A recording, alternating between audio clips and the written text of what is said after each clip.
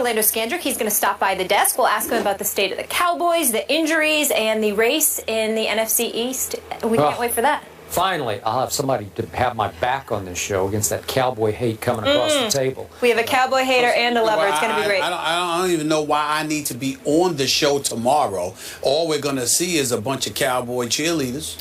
You know, really? We are? Orlando, our Cowboys, our Cowboys, our Cowboys. And you know, far be it from me, I don't want to look like the bad guy for reminding the world y'all haven't won a Super Bowl in 20 years. What makes y'all relevant? I thought America was a great country. I thought America was #1. I thought America was superior to most, if not all. Yet we have the Dallas Cowboys as the representation of America. I mean, I think it's disgraceful. We don't have enough pom-poms for you, though. All those colors. That would be Say tough. whatever you want, you know. I think I That's tomorrow right here I don't look on as good as First you Take. don't mean I don't look Orlando good. Scandrick. All right. You look fantastic. Thank you. Heading into the NFL season, there are concerns surrounding the Panthers' offense, some due to injury. And yet, as we approach Week 4, Newton and the Panthers are 3-0 and tied for first in the NFC South with the Atlanta Falcons. Now, of course, the defense, which ranks 7th overall, has played a large role in the team's success.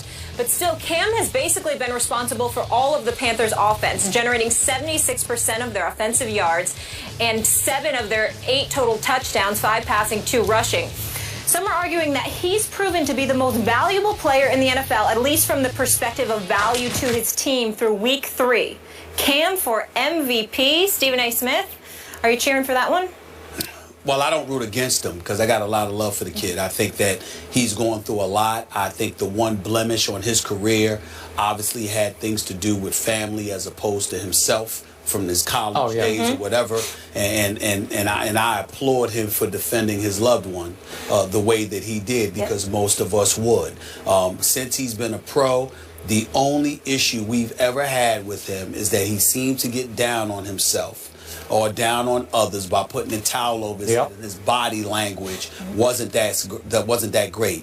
When you shred everything or shove everything aside, that is the only thing that we've been able to say negatively about Cam Newton. The development has been there. Now you sit there and look at him and say he's got to get over the hump. He's got to take that to the next level. I remember Skip getting on him because of that pick 60 through to Cam Chancellor last year in the postseason. But that was against the Legion of Boom. That was against the #1 defense in the NFL. And he was devoid of a lot of offensive weapons. And that was before. And you have to remember that was because his GM decided to just clean house. Steve Smith was gone, along with a plethora of other individuals that ended up being gone as well. Now you got Jonathan Stewart, who's still there. He can't give you 4 yards a carry. He's only giving you 3.5 a game. D'Angelo Williams is gone. Steve Smith Sr. is gone. Kelvin Benjamin obviously went down, got injured. So what do we have? We have Cam Newton, and the only thing he has available to him is a suspect offensive line with guys I barely even know. Michael O'Hare, I know him, but Norwell, Cali, Turner, Remmers. I mean, when you look at this offensive line,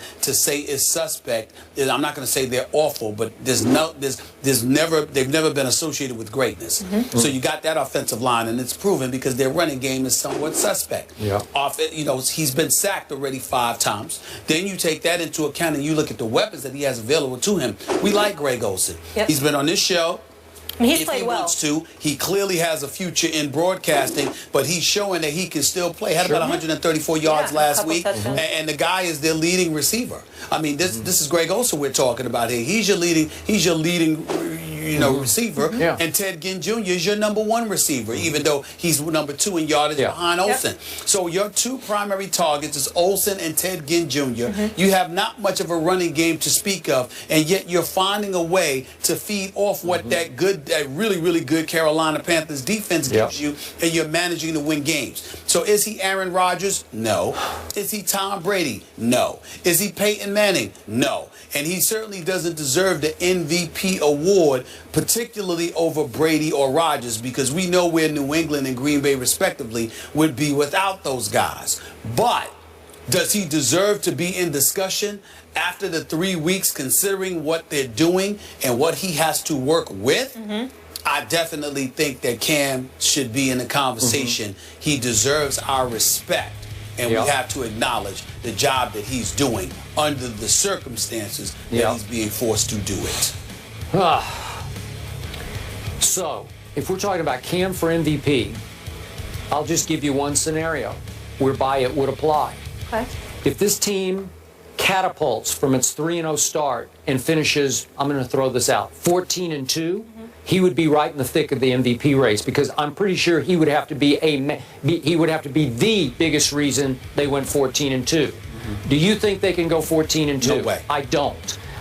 They are clearly the worst of the 3-0 teams so far, and that's no reflection on them. They just are what they are, and they really haven't played anybody of note yet.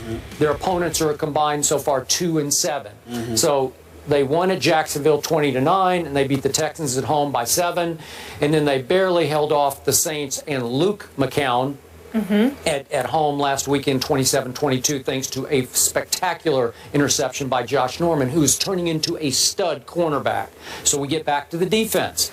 It's now ranked so far, just through 3 games against 3 mediocre opponents, it's ranked 2nd in points allowed. Okay, that's pretty great so far. You know, so far against nobody yet, but still, I look at the defense. They lost Charles Johnson to IR for 8 weeks, but they went out and got Jared Allen. I thought that was a sweet pickup, because I think he can still play and he can still help this team.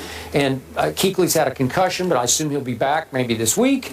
And then I just mentioned Josh Norman, and Thomas Davis is just a tackling machine. So this defense is pretty legit. The defense reminds me of the team that took them to a 12-4 record and a playoff berth in San Francisco a couple of years back. The offense just leaves an awful lot to be and he lost Kelvin Benjamin, his big 6'5" stud receiver, back in training camp to a freakish injury.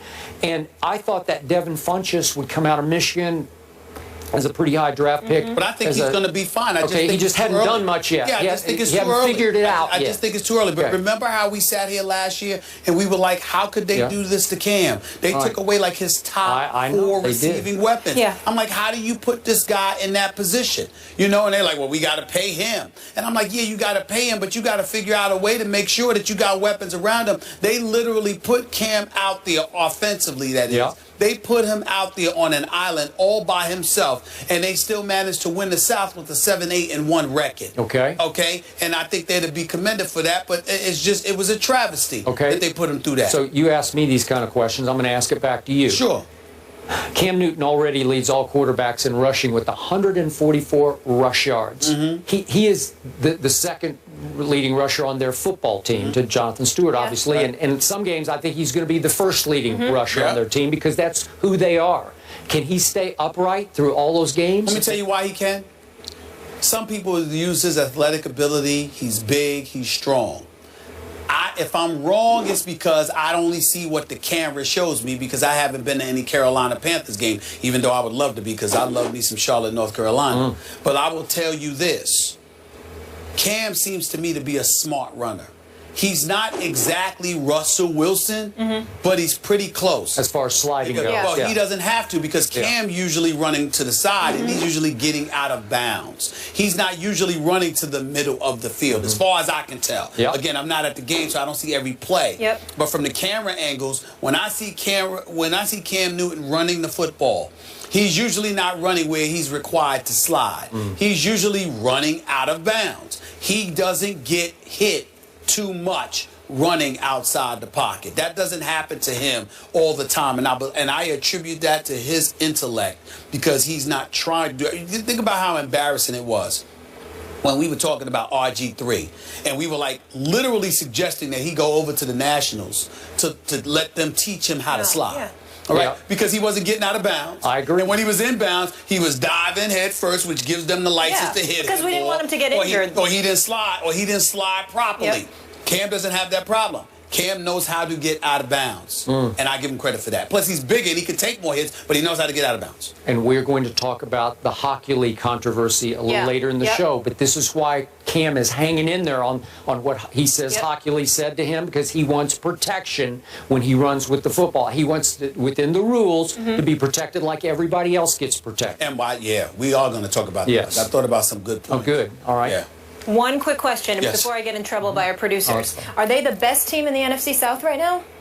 Yeah, you'd have to say that. By the way, no. Oh, I forgot about Atlanta.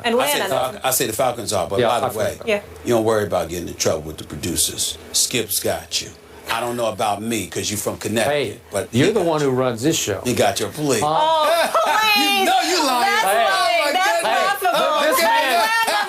This man is connected. He is connected at the highest level. Am I not right? Please. Connected. You both are. Well, trust me, I'm the rookie. Cam Newton is getting a lot of love right now with the 3-0 start, but is he MVP worthy? Skip and Stephen A have given their takes.